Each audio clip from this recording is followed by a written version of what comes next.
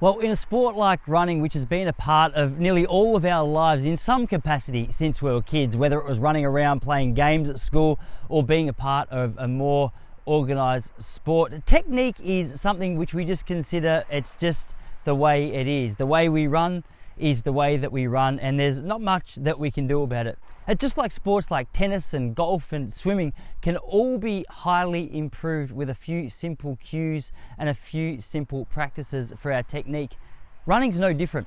It's just a matter of finding out what those cues are so that we can apply them to our own running, and that is exactly what I want to walk you through today. At the most basic level, our goal with our running is to run as efficiently and as effortlessly as we possibly can. We can see this on a practical level. When we look at the world's best athletes, we can see which athletes look like they're doing it easily. We can see they look smooth, they look relaxed, they look comfortable, despite the rest of the field who have started to show signs of tiredness. What is it that the great runners are doing so well that the other runners in the field haven't quite mastered? Well, there's some really simple practical cues which we're going to look at, and I'm going to unpack for you so that you can apply it to your own running, and with time, patience and practice are going to make a massive impact into your overall ability to run faster for longer. To kick things off, let's have a look at the upper body of these elite performers. What is it that they're doing so well? We're going to start with the shoulders. If you have a look at any elite performer, you're going to notice that their shoulders are very relaxed. The shoulders being relaxed is a great sign that there's not so much tension stored up in the body. When there's tension stored up in the body, you'll see shoulders up around the ears, and not only does that tension make it more difficult for oxygen to be taken on and absorbed, it's also a classic way for our energy and our upper body to be less efficient. We're throwing energy around when there is tension through the shoulders. So the first step that these elite runners are doing is making a conscious or subconscious effort to keep those shoulders relaxed. The good news with keeping shoulders relaxed is it can be a cue that we can practice. When we notice that tension coming into our body, when we notice that tension storing up in our shoulders, our breath is the reminder to ourselves to let that go, because when the shoulders are relaxed, our arms are being swung more efficiently, our breath is being absorbed more efficiently, and that is a really nice place to start when we're trying to run with a smoother technique. The next thing we want to look at is our arms. What are we doing with our arms? Just like our shoulders can store tension, tight fists, really rigid lower arms is a really clear sign that there is tension stored up in your body. So with your hands, you want to have as loose a grip as possible. My old running coach used to get me to do 400s flat out holding some eggs, and you would know quickly when the tension had stored up in your hands, because those eggs would crack and you'd go home in a real mess. So holding your arms at about a 90-degree angle with your hands as loose as possible is another good cue, another good practice to eliminate that tension from your running technique. When your arms are relaxed and your shoulders are relaxed, then that energy which you're taking on can be used more efficiently at helping you run faster. And the last thing we want to focus on is, what are we doing with our head? You see, a classic sign that there is tension, there is stress stored up in your body is when your neck is back like that, your neck is strained, which obviously everything's connected. So if your neck's strained, it passes down through your body. It's a tough place for you to start. So what do you do with your head? Well, a really simple cue to make sure your neck is relaxed is have it facing slightly down. Even aiming at a point on the ground about 20 meters ahead of you is a practical place to start that. If your head is looking down, it's more difficult for your neck and your throat to get tense. Now, if they're relaxed, that oxygen is being absorbed more efficiently into your body, which is the really good start to making sure that you're using your energy as effectively as you possibly can. Now, let's have a look at the way we stand when we run. We often hear people say that the most important cue to running well is making sure that you run tall. And while on a surface level that might sound really impressive, it's really hard to understand exactly what that means. What do people mean when they run tall? You see, the first thing that we think of is, all right, we've got to be as upright as possible. But the question we need to ask ourselves, does running tall and being as upright as possible help the momentum that we're trying to develop as we run? And of course the answer is no. If we're up tall like this, then we're rigid, we're straight.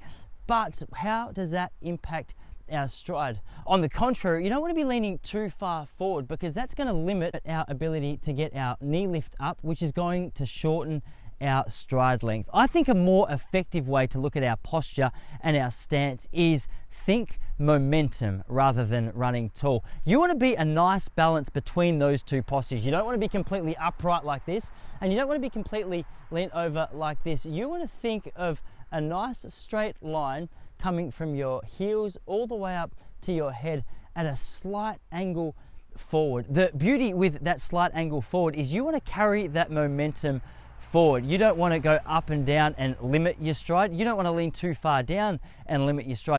You want to be able to carry that momentum that you're generating from stride to stride. Well, let's talk for a moment about stride length. One of the first questions that an athlete who's trying to improve their stride length asks is, okay, how far should my stride be? In fact, one of the most obvious signs that someone's trying to improve their technique is you can see the classic over stride, because they think, surely if I just focus more on taking bigger steps, that'll help me run faster, won't it? But the problem with that is those over strides are like having the brakes on, the handbrake on in your car. If you're overstriding, you're not going to generate much force through your quads and through your knee, because as that foot hits the ground, it's going to be almost straight. Your momentum's going to be all out of whack, and you're not going to be able to dance forward like we want you to be able to do. So I'm going to say, don't focus too much on how far your stride is. Instead, let's focus more on practicing those relaxation cues, which I've just spoken about, but also building a strength component to your running training,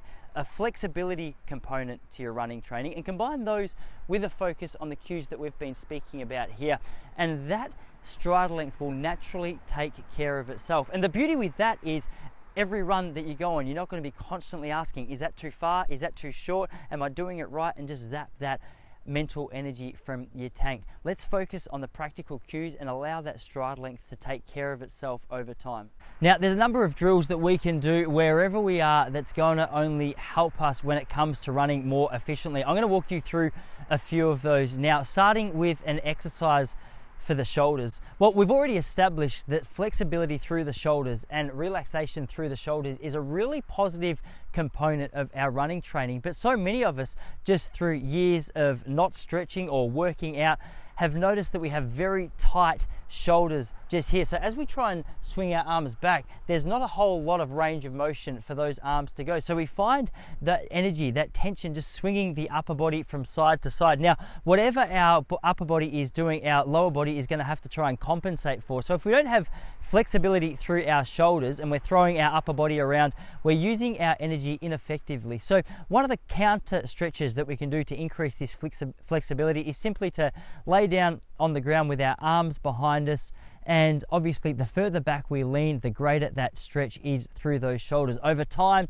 with practice, you'll notice that that flexibility starts to improve. You've got a greater range of motion through that arm swing, which is obviously allowing you to use that upper body more efficiently and more effectively as we run.